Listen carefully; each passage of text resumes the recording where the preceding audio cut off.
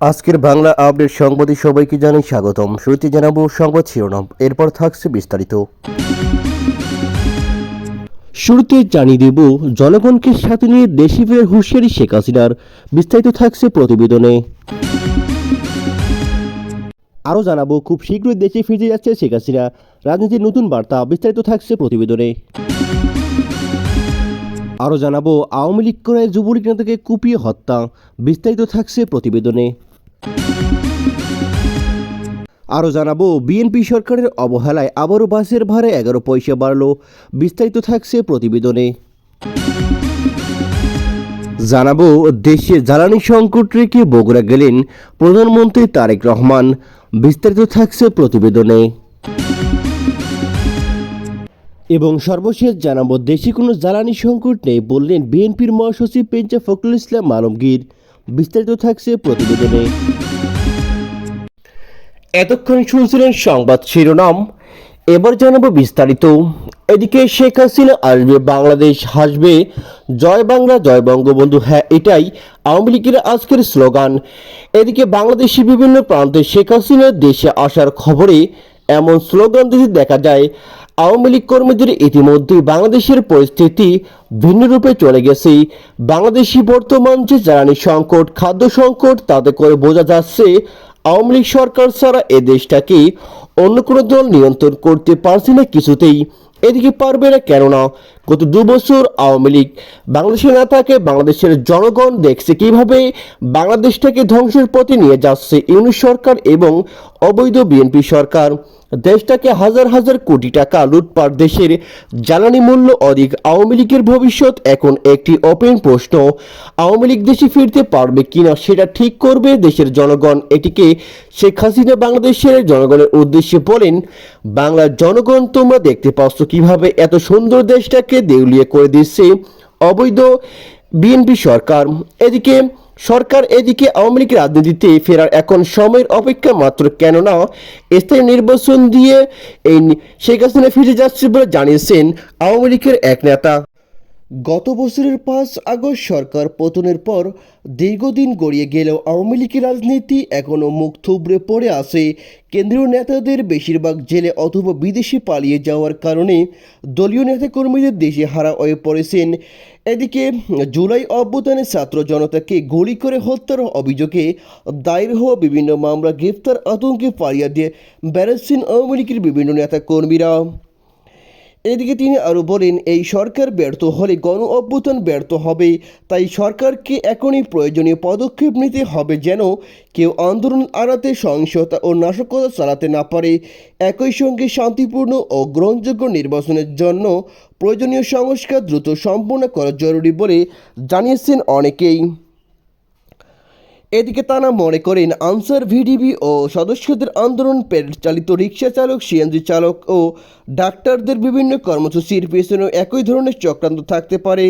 এদিকে তিনি আরও বলেন, আওয়ামী লীগ সরকার না থেকেও পরিস্থিতিকে ঘোলাটে করে তুলতে চাইছে। জনগণের ক্ষোভকে ব্যবহার করে তারা আবার রাজনৈতিক মাঠে ফিরে আসার চেষ্টা করতেছে।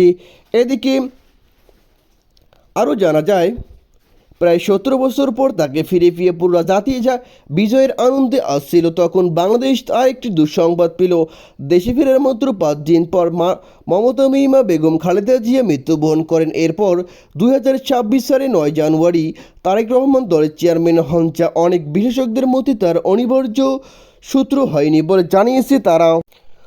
দীর্ঘদিন ধরে মানুষ এমন প্রতিদ্বন্দ্বিতাপূর্ণ উৎসবমুখর নির্বাচনের স্বপ্ন দেখছিল। অবশেষে এ মাসের দ্বিতীয় সপ্তাহে তাদের স্বপ্ন পূরণ হলো এবং তারা সত্যিকারের নির্বাচিত সরকার পেল। আর সেই সরকারের বিভিন্ন হলেন বিএনপির চেয়ারম্যান তারেক রহমান।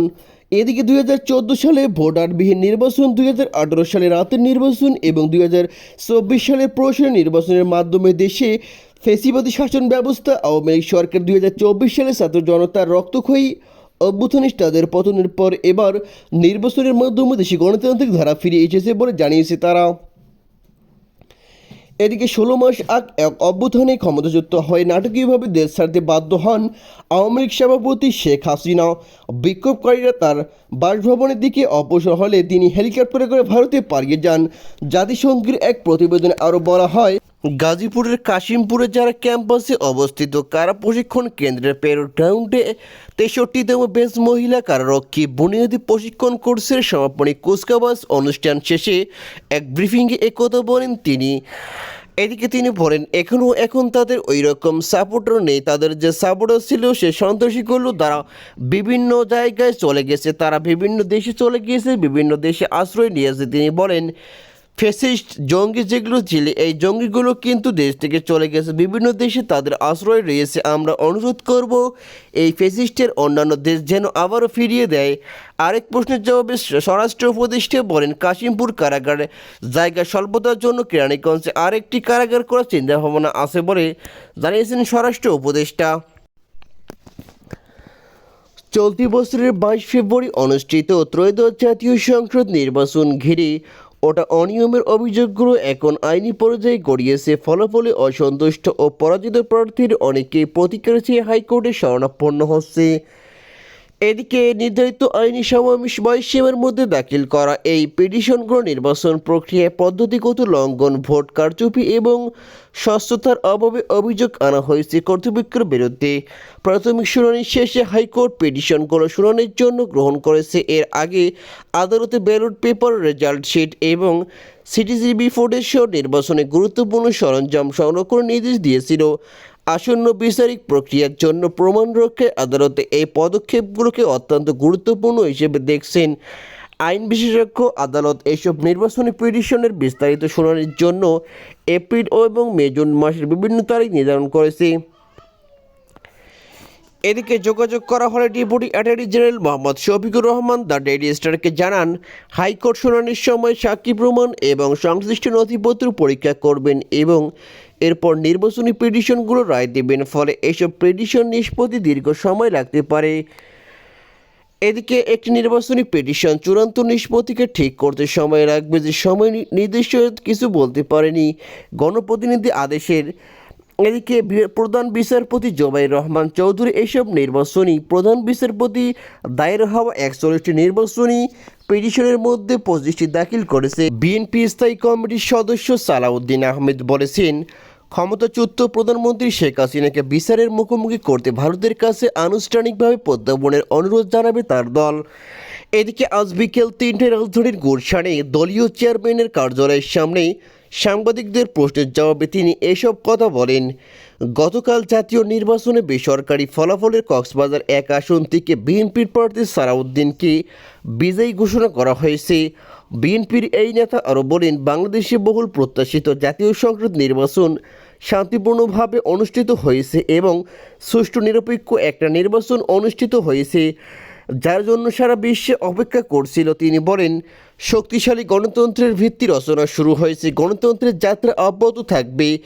এদেশের সব রাষ্ট্র কাঠামো গণতান্ত্রিক সংস্কার এবং সাংবিধানিক কাঙ্ক্ষিত গণতান্ত্রিক সংস্কার করা হবে, যেটা আমাদের 31 দফার উদ্দেশ্য ছিল এবং তার ভিত্তিতে আমরা আমাদের ইস্তিহার প্রণয়ন করেছি। তিনি বলেন, এর মধ্যে জুলাই জাতীয় সনদ হয়েছে, যার মধ্য দিয়ে একটি রাজনৈতিক সমঝোতা হয়েছে। এটি একটি রাজনৈতিক সমঝোতার দলিল, তা অক্ষরে অক্ষরে পালন করা হবে।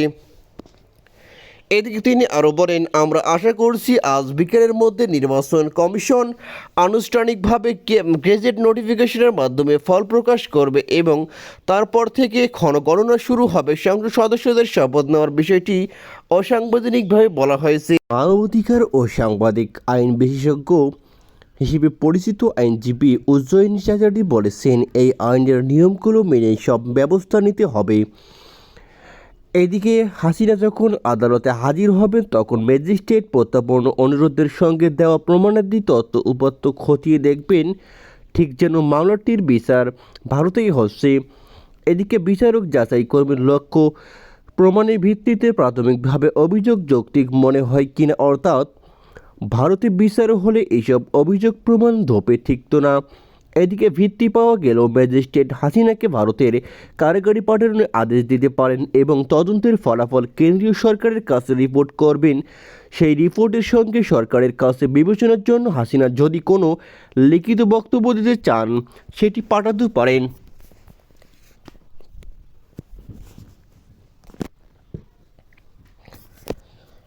এদিকে প্রত্যর্পণ চুক্তি অনুযায়ী অনুরোধকারী পক্ষ অপরাধের প্রমাণ দিতে বাধ্য না, শুধু গ্রেপ্তারি পরোয়ানা ও পরিচয় প্রমাণ দিতেই চলবে না। দিল্লি হাইকোর্টে আইনজীবী ও জয়ী মনে করেন এই মামলাটি জটিল এবং এখানে অনেকগুলো স্পর্শকাতর বিষয় রয়েছে। তিনি বলেন, প্রত্যর্পণ চুক্তি ও ভারতের প্রত্যর্পণ আইন দুটিতেই কিছু শর্ত রয়েছে, যার কারণে একটি দেশ চাইলে প্রত্যর্পণ নাও রাজি হতে পারে। সেটা হাসিনার ক্ষেত্রে প্রযোজ্য হতে পারে।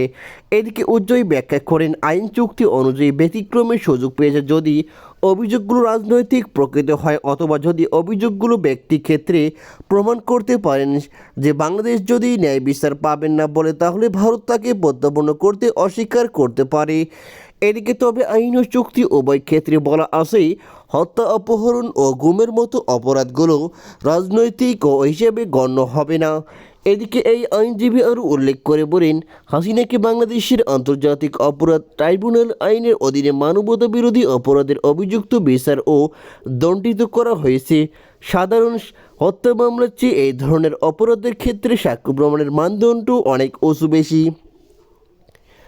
এদিকে তিনি আরও বলেন, তবে মূল বিবেচ্য বিষয় হবে অনুরোধটি সাদির সাথে কি ব্যতিক্রমী আছে বটে, তবে আমার মনে হয় আইনি পরিচালনার ক্ষেত্রে মনোযোগের মূল জায়গা হবে ঘটনার প্রেক্ষাপট, উদ্দেশ্য ও এই বিচার প্রক্রিয়া প্রতিহিংসামূলক কিনা সেটা দেখা হবে।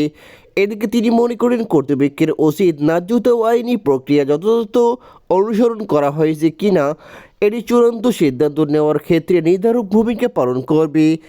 এদিকে ভারত যদি আন্তর্জাতিক শরণার্থী কনভেনশন কোনো আইনি বাধ্যবাধকতা আছে কিনা জানতে চাইলে উজ্জয়িনী বলেন, ভারতের ক্ষেত্রে অন্তত জনসম্পর্কে এমন কোনো লিখিত প্রতিশ্রুতি কথা জানা যায় না, তবে যদি তেমন কোনো প্রতিশ্রুতি থেকেও থাকে তাহলে ন্যায়ের স্বার্থে যে প্রতিশ্রুতি প্রত্যাহার করে কাউকে তার দেশ ফেরত পাঠানো যেতে পারে। এর আগে যুক্তরাষ্ট্রের ভারতীয় নাগরিক প্রত্যাবর্তনের যে ঘটনাগুলো ঘটেছে তাদের পুরো আইনি প্রক্রিয়া সম্পন্ন হতে 5 বছর সময় লাগে।